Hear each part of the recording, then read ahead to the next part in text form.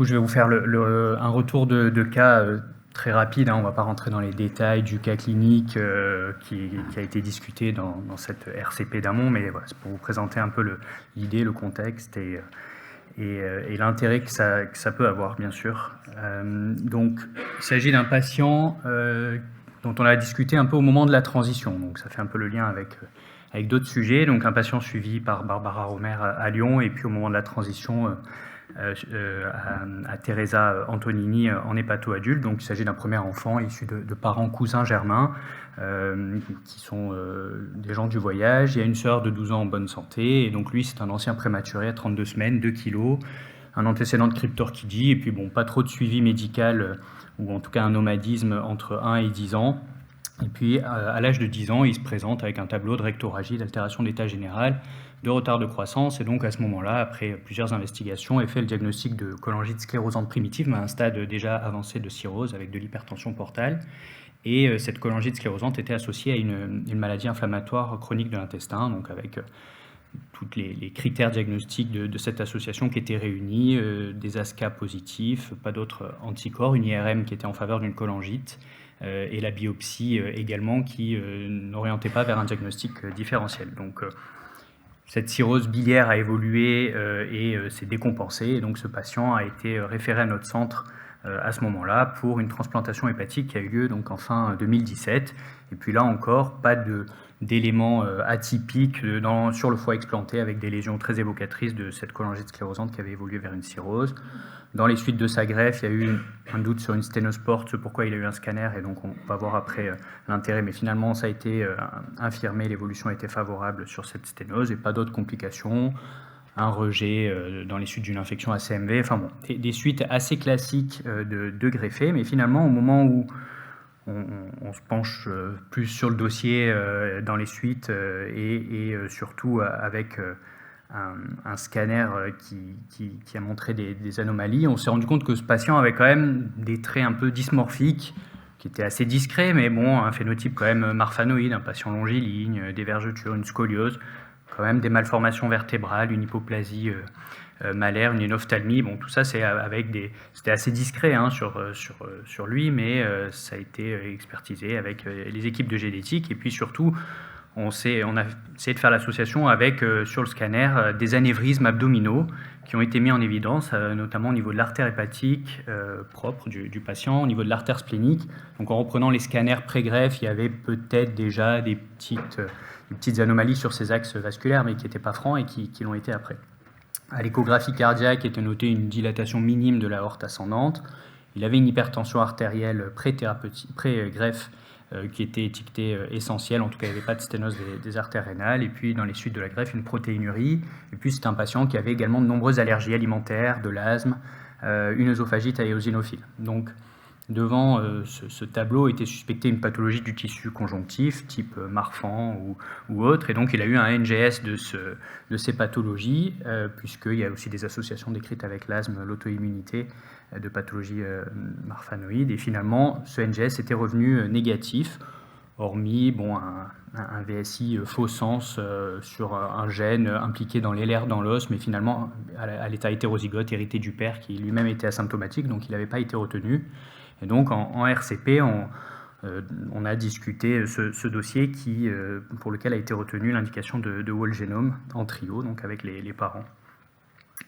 Donc voici les termes HPO, très importants à remplir pour nos biologistes moléculaires, qui reprennent vraiment l'ensemble du phénotype du patient. Donc voilà, toute son histoire était notée sur ces termes.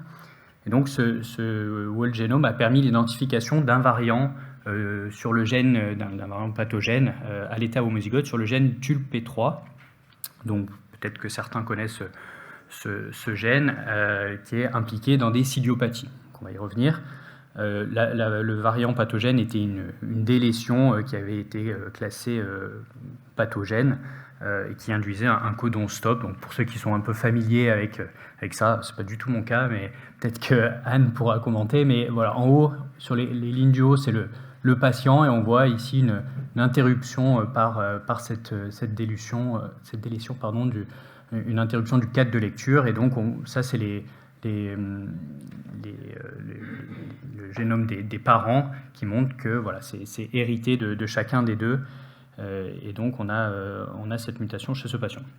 Donc, le gène TULP3, c'est un gène impliqué dans les ciliopathies qui va donner une fibrose hépatique à début pédiatrique sévère qui peut évoluer vers une cirrhose, peut donner une maladie rénale fibrokystique, et puis il y a de rares cas de cardiomyopathie hypertrophique qui ont été décrits avec une fibrose atypique. Donc, voici une des publications de ce variant génétique, donc sur des individus, 15 individus issus de 8 familles qui avaient été séquencés par un génome. Donc c'est une collaboration anglaise et allemande qui a permis de faire cette publication. Donc le gène TULP3 est impliqué dans le cil primitif et donc sa composition qui est dans le cil primaire, pardon, dans sa composition qui est altérée par sa forte interaction avec des régulateurs de la fibrose, et donc on voit cette atteinte fibrosante des différents organes. Bon, finalement, c'est un peu difficile de rattacher ce variant à notre patient, mais bon, on avait quand même contacté l'équipe qui avait publié ce papier, qui disait de quand même peut-être retenir enfin de ne pas exclure complètement l'association, d'autant que dans leur série, finalement, on ne rattache pas forcément le caractère marfanoïde de notre patient, mais ils avaient quand même une patiente qui avait un anévrisme de l'artère splénique. Bon, est-ce que c'est vraiment lié à ça ou pas? C'est difficile à dire. En tout cas, il y a des études fonctionnelles, des cultures de fibroblastes qui sont en cours. Puis ce patient a quand même été transitionné avec un suivi post-greffe assez classique, quand même de l'hypertension artérielle, une protéinurie, mais pas d'autres atteintes rénales, pas de tubulopathie de kyste, un DFG qui est normal. Et puis sur le plan cardiaque, une échographie, une IRM cardiaque qui sont sans particularité, hormis cette dilatation déjà connue. Donc dans l'équipe qui avait décrit le gène les variants du gène TULP3, on voit un peu cette évolution dans le temps avec, donc lorsqu'on voit un foie, c'est lorsque l'atteinte hépatique se déclare, donc plutôt dans l'enfance, lorsque le foie est un peu plus gris, c'est une insuffisance hépatique ou un recours à une transplantation hépatique, et puis on voit que l'atteinte rénale est généralement un peu plus tardive, avec, lorsque le rein est plus foncé, l'insuffisance rénale terminale dialysée ou greffée. Il y a quand même quelques cas d'atteinte rénale précoce, et puis par contre l'atteinte cardiaque, elle, est plus tardive, plutôt après 50-60 ans habituellement, donc d'où l'intérêt de suivre ce patient. Donc, en conclusion, le whole genome a permis l'identification d'un gène de ciliopathie possiblement impliqué dans le phénotype du patient, mais probablement incomplet également. On se rappelle qu'il y avait ce VSI sur un gène impliqué dans certaines pathologies, mais est-ce que en face, sur l'autre versant de son génome, on a un variant potentiellement pathogène? Ce n'était pas le cas d'après nos biologistes, mais ça sera peut-être à déterminer dans le temps. La question est d'ajouter des variants qu'on va découvrir aux panels qui sont déjà existants. Alors, il me semble que lui, il est déjà dans un panel de ciliopathie, mais bon, finalement, on n'avait pas forcément pensé à une ciliopathie initialement, et quand on évoque l'idée de faire parfois plusieurs panels, on va plutôt au génome, c'est ce qu'on discute en RCP lorsqu'on a des présentations polymorphes.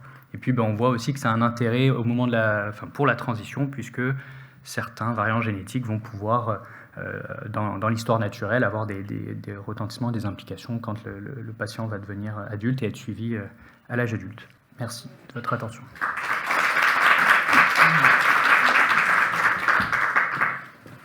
On va enchaîner du coup avec un cas de la région Nord, donc sur la plateforme Sequoia, qui sera présenté par le Dr Sophie Hilaire.